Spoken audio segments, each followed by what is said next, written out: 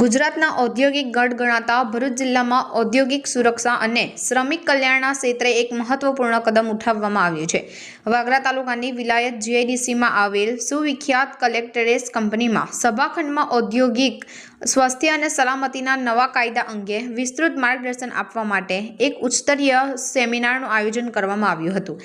અત્રે નોંધનીય છે કે કેન્દ્ર અને રાજ્ય સરકાર દ્વારા ઉદ્યોગોમાં સુરક્ષાના ધોરણો વધુ કડક બનવા માટે અમલમાં મુકાયેલા નવા કાયદાકીય સુધારા અંગે ગુજરાતમાં યોજાયેલો આ પ્રકારનો પ્રથમ સેમિનાર હતો।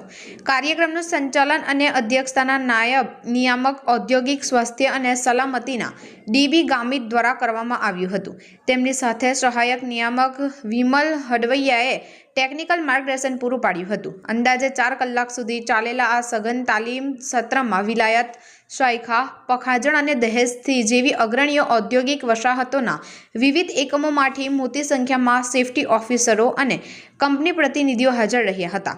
અધિકારીઓએ નવા કાયદાની એક કલમ અને તેમાં થયેલા ફેરફારોની ઝીણવટપૂર્વક સમજણ આપી હતી, જેથી ભવિષ્યમાં કોઈપણ ઉદ્યોગ એકમ કાયદાકીય ગૂંચવણમાં ન ફસાય। આ સેમિનારનો મુખ્ય સારાંશ એ હતો કે નવો કાયદો ઉદ્યોગ સાહસિકો અને શ્રમજીવીઓ વચ્ચે સંતુલનનું નિર્માણ કરશે। એક તરફ જ્યાં આ કાયદો બેદરકાર એકમો પર કાયદાનો સિકંજો કમશે અને સુરક્ષાના માપદંડોમાં કોઈપણ બાંધછોડ ચલાવી લેવામાં નહીં આવે, તો બીજી તરફ તે ઉદ્યોગ નગરીમાં કામ કરતા લાખો શ્રમજીવીઓ માટે સુરક્ષા અને સ્વાસ્થ્યની ગેરંટી બનશે।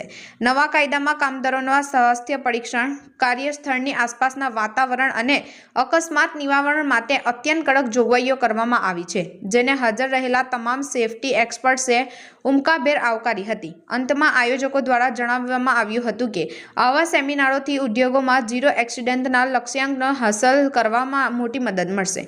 ભરૂચ જિલ્લાના ઔદ્યોગિક એકમોના પ્રતિનિધિઓએ આ પહેલની પ્રશંસા કરતા જણાવ્યું હતું કે નવા કાયદાના અમલીકરણથી ભરૂચ જિલ્લાની ઔદ્યોગિક વસાહતો વૈશ્વિક સ્તરની સુરક્ષા વ્યવસ્થા તરફ આગળ વધશે।